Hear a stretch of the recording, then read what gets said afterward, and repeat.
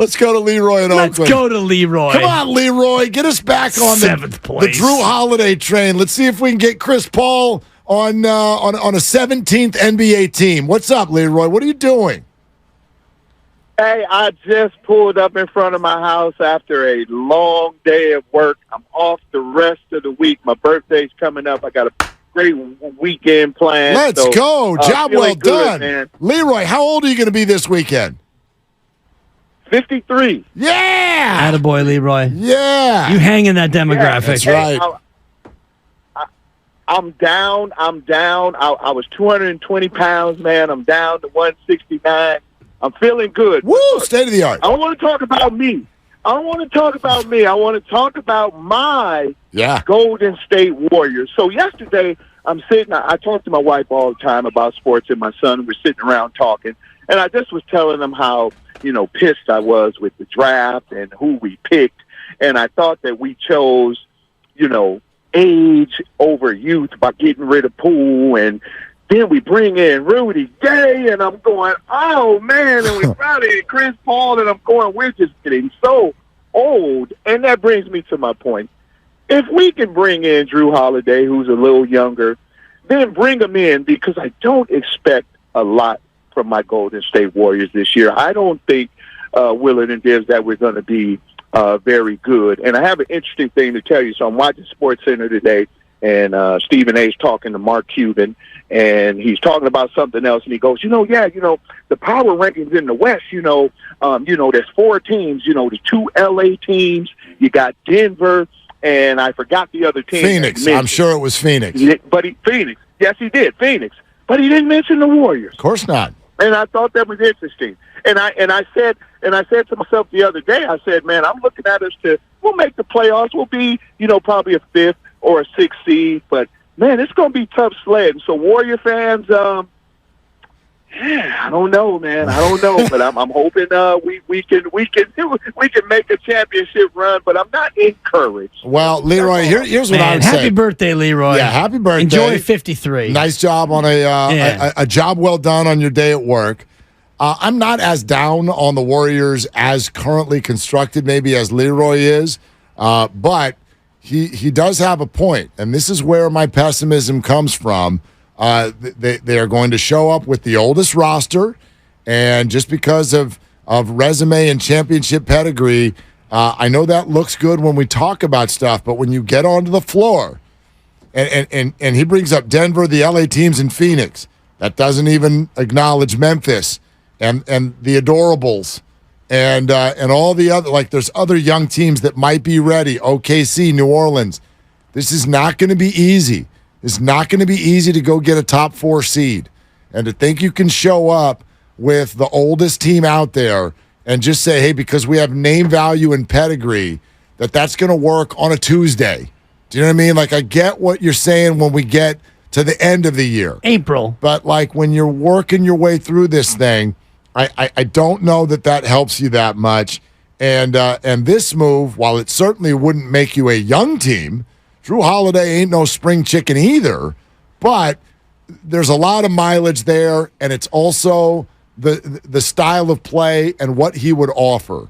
If there are 2 things that a basketball Jones would really worry about here, it's Klay Thompson declining simply as a defender, and if Chris Paul's role is too big, you're often going to end up in a spot where you're too small, particularly on the defensive end.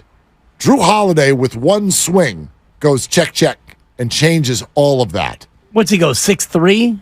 So plays way bigger than Chris. He's a big beef. He's a big side of beef. Yeah, he's a big guy. Yeah. He's a big guy. Big But it's not like he's, 6'7", 6'8", No, and really he's a guard. But he's not solving your Klay Thompson defensive problem. Sure he is, because he Klay's role could be to go guard the third you'd have Wiggins and Jrue. You'd have 2 elite I get perimeter it, Mark. defenders. I get it. I'm with you there in terms of, you do get younger and you get better on defense. I'm not so worried about what's going to happen in the end of days. If you're healthy in April, I like the veteran pedigree. I like having a team with experience. And, I'm not that deterred by, what the Kings did this year. The Kings ultimately lost because they were inexperienced. They lost. They might have been the better team, but You get to game 7, and you weren't good enough to win that game, even though you had it at home. The Warriors' championship pedigree shone through. So if you have Chris Paul, I still think you can win that kind of a ball game. If you don't have Chris Paul, if you have Jrue Holiday, yeah, you're a better team, absolutely, and you're a better defensive team. I don't know why the conversation doesn't sort of like. Why is that? That's the card right there. That's the hammer that you just said at the end. A better team. Like a better team with Jrue Holiday. Right. You're a better team 6'5", if you're all healthy. This is solid 3 inches taller than Chris. Yeah. Okay. You're healthy by the time you get to the end of the year, if you're able to get to the end of the year. Yeah. And if you don't have Jonathan Kuminga, who's expected to play a lot more this year and take a lot of pressure off your old team, as you're mentioning. So if you don't have Kuminga because you had to trade him, and now you've got, a very short bench in terms of having to win games all year, I wonder if you're able to be healthy and fresh by the end. It's interesting. I do like Jonathan Kuminga. I really do. The skill set is fun, and he could be an energetic guy. And I do like the Warriors. The idea, obviously, of having some youth that you're looking forward to. That's fun too. I get all of that, but also, wouldn't you say that this is an uncomfortable idea? It sounds to me sometimes like when people are analyzing the Warriors this year, there's not an excitement about Kuminga. There's a reliance on Kuminga. There should be. I don't want that. That doesn't feel comfortable at all. Well, you relied on him last year. No, they didn't. Well, they wanted to, and then they couldn't. Well, and that's kind of what I'm getting at. They did because he played the 7th most minutes on your team. I know social media says that he grew an inch a day in the month of July. He's 7'1". So he's now 8'3", which is exciting. I can't wait to see what that looks like. But, yes, did he work hard in the offseason? Sounds like he did. Is his head screwed on further straight? Sounds like it is. That's all great.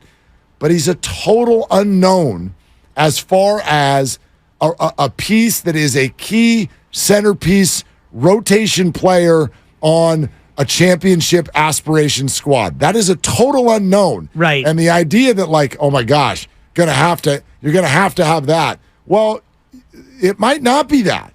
It very, very might not be that. Right. So the idea, I don't know. But what he is a guy who plays, and that's my point. So does Jrue.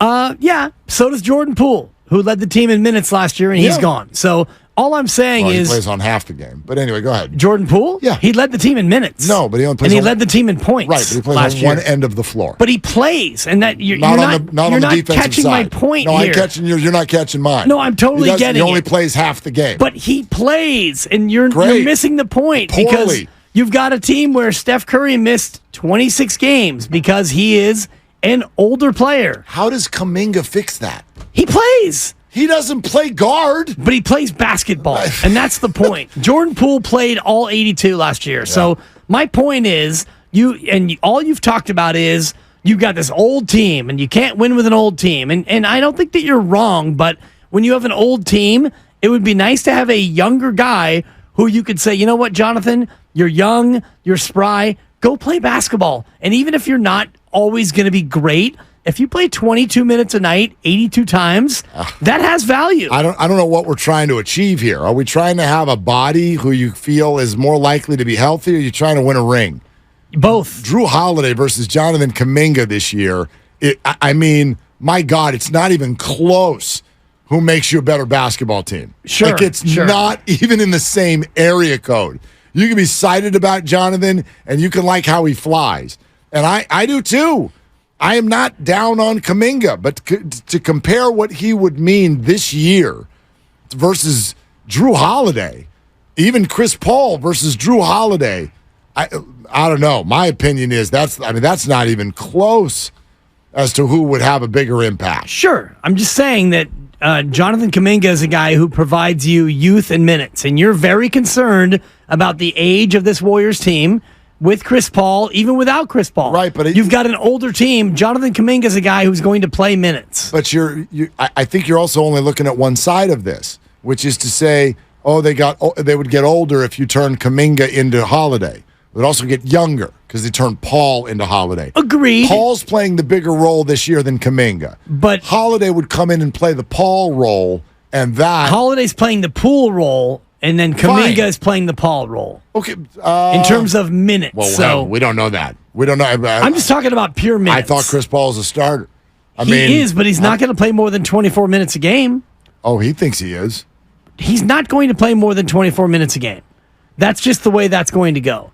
And if you look at Chris Paul and the way his career has trended, I don't need to coach, Mark. Okay. I watch basketball and I look at the trajectories of players. I've not even heard that said. In fact, Kawakami said yesterday it might be as much as 30. He said that on our show yesterday. Right. I'd be stunned if Chris Paul played. And again, we could talk about 30 minutes a game or we can talk about actual minutes. I'm more interested in actual minutes because Steph Curry played 32 minutes a night, but over 56 games. So the minutes he played, the total minutes, were not as high as Jordan Poole. Yeah. Now, is Steph Curry better than Jordan Poole? Of course. Yep. I would never argue to the contrary, but with a team that is older and a team that is going to load manage, and we know this, I'm looking at players who are going to play actual minutes, not MPG, but total minutes. And I don't think that Chris Paul is a guy who's going to play, let's say, 2,000 minutes. Jrue and Chris both averaged about the same number of minutes last year. Right. About 32 a game. Okay. Yeah. Over how many games? And Chris played a few fewer games. I see 59 games. Jrue played 67. Yeah. Played 67. So you're talking about an extra 250 minutes, which is largely negligible over the course of an NBA season. But I'm looking at Chris Paul's minute total, not his minutes per game, but his minute total, and it is trending down. And that's where... As it should. Yeah, exactly. As it should. So if you think that he's going to play 30 a night, it's going to be over. If he plays 30 a night, it's going to be over. Exactly. Yeah. I think you want him to play 24 a night over 70 games as opposed to 30 a night over 50 games. I'd like him to play in Portland. 0 minutes. I'd like him to play in Portland. You'd rather have him play 0. Yeah.